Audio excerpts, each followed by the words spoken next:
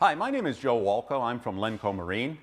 We specialize in trim tabs. And today we're going to be doing an installation on this 23-foot Albury Brothers project boat.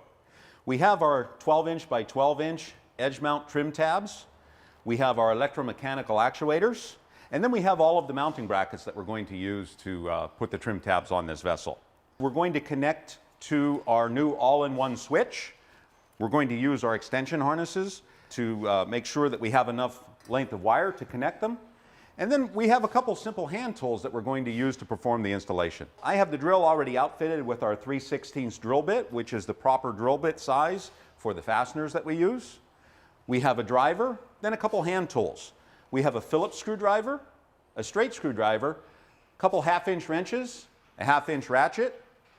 We have a straight edge so that we can ensure that when we install the tabs on the vessel that they're going to be installed properly. And then on the back of the table we have some sealant. Anytime that we drill a hole below the water line of the vessel, we want to make sure we seal those fasteners so no water can enter into the hull. All right, we're going to begin the trim tab installation on the port side of this vessel. But the first thing that we want to do is we want to get the swim platform out of the way and give us a little room to work in here. Okay, so now we have our swim platform removed. We're going to apply some tape to the transom. It's going to make it easier for us to put some marks on there to determine where we're going to put the trim tab. And as we drill holes, it's going to help to prevent from us damaging the gel coat. The first mark that we're going to make on here, we're going to scribe a line 3/8 of an inch up from the running surface. We want the bottom of the hinge knuckle to be mounted 3/8 of an inch up from the running surface so that when the tab is fully retracted, it doesn't hit your trailer bunks, or if you dry store your boat, we want to make sure that it doesn't hit the forklift when they pick up your boat.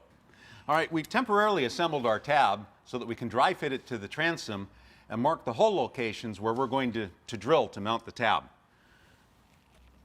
Now normally we would recommend that you mount the tab about 4 inches in from the hard chine, but this particular vessel has a rounded hull shape, so we're actually going to move it in about 5 inches so that we can get a nice flat surface to mount the tab. I'm going to make sure that our angles are perfect. We want the trailing edge of the tab to be about 3/4 of an inch above the running surface. So Kevin, if you'll hold that there, I'll mark some holes for you.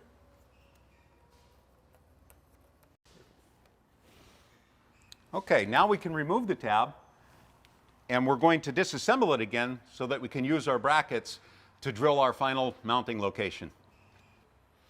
All right, we've removed the actuator from the trim tab. Now we're going to hold the trim tab up where we marked our holes previously, and then we're going to pre-drill all of our holes. Now the fasteners that we're using are a number 14 self-tapping screw, so we're going to drill that with the proper size drill bit, which is a 3/16 drill bit.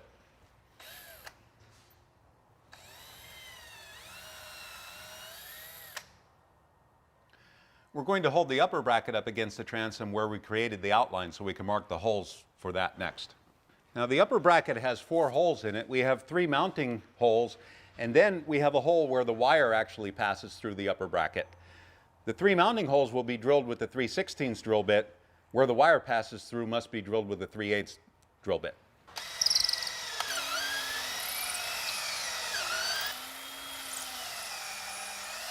Now that we have all our holes pre-drilled, we're going to remove the tape and we're going to chamfer the holes slightly.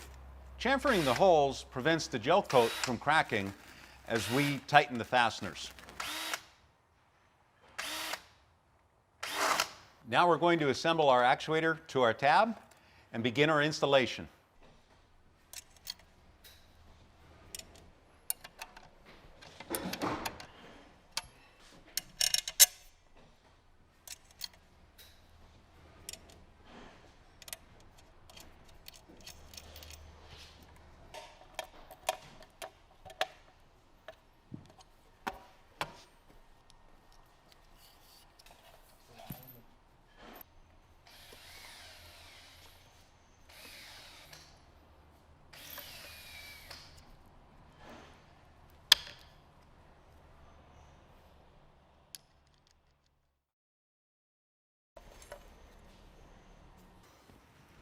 I've reassembled our blade and actuator assembly.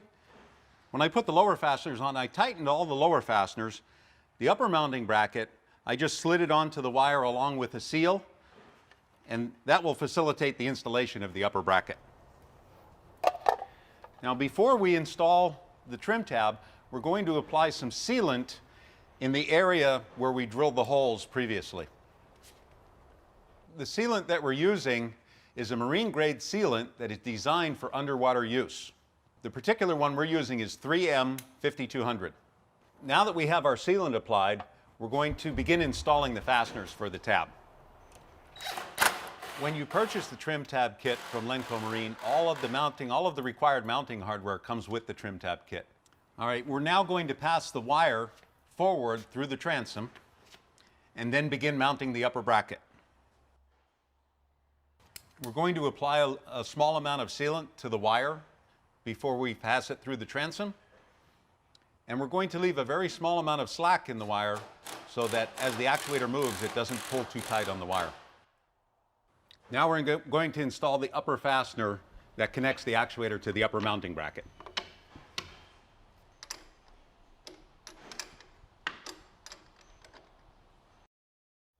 Now that we've completed our trim tab installation, we're going to climb inside the boat, install our switch at the helm, and run some wires.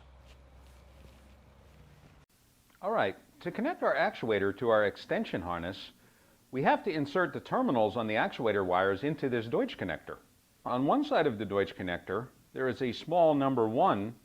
On the other side of the Deutsch connector, there is a small number 2. The white wire always gets inserted into the number 1 position. The black wire always gets inserted to the number 2 position. So I'm going to begin by inserting the white wire. I'm going to insert the wire fully until I hear a very faint click indicating that it locked in place. Then I'm going to insert the black wire into the number 2 position, also ensuring that it locks in place. I'm going to make sure that my rubber seal is installed properly, and then I'm going to install the locking tab on the Deutsch connector. That helps to ensure that the Deutsch connector will be watertight after it's inserted into the extension harness. Now I'm going to insert the Deutsch connector fully into the extension harness, making sure that the lock engages so that I cannot pull the wires apart. All right, we've connected our actuator wires to our extension harnesses. Now, one thing that you must note is that we need to mark the extension harnesses so we know which side is the starboard side and which side is the port side. We've already done that. So now we're going to pull the wires through the floor, up under the helm, and then begin making our connections to our switch. We finished pulling the wires through the floor, up under the helm.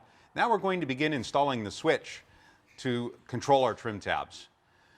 Two things to keep in mind when you're installing the switch. We need to drill a hole with the 2 1/16 hole saw, and it requires about 4 inches of depth.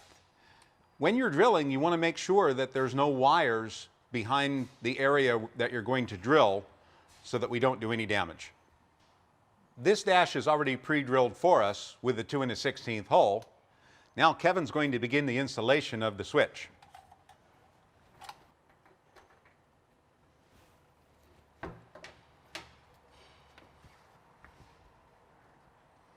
As Kevin completes the installation of the switch, he's going to hand tighten the bezel nut on the back of the switch to secure it in place. Our wire connections will be very simple. Kevin is connecting the wiring harness with the red tracers to the port side and connecting the wiring harness with the green tracers to the starboard side. Now Kevin is going to connect our power supply. The power pigtail should be connected through a 20 amp circuit breaker or fuse. All right, in order for the switch to function, we have to connect our orange ignition sense wire, and we usually recommend that you connect it to the accessory side of the key switch, but it can also be connected to a 12-volt on-off switch. All right, now we have our switch fully connected and powered up, and we're going to test the system to make sure that it works properly. When I press the buttons on the starboard side of the keypad, it operates the port side trim tab. Now I'm going to press the buttons on the port side of the keypad and make sure that it operates the starboard tab. Now I'm going to retract both of them and shut the system down. All right, we've tested the system and it works perfectly. For more information, please visit our website, lencomarine.com.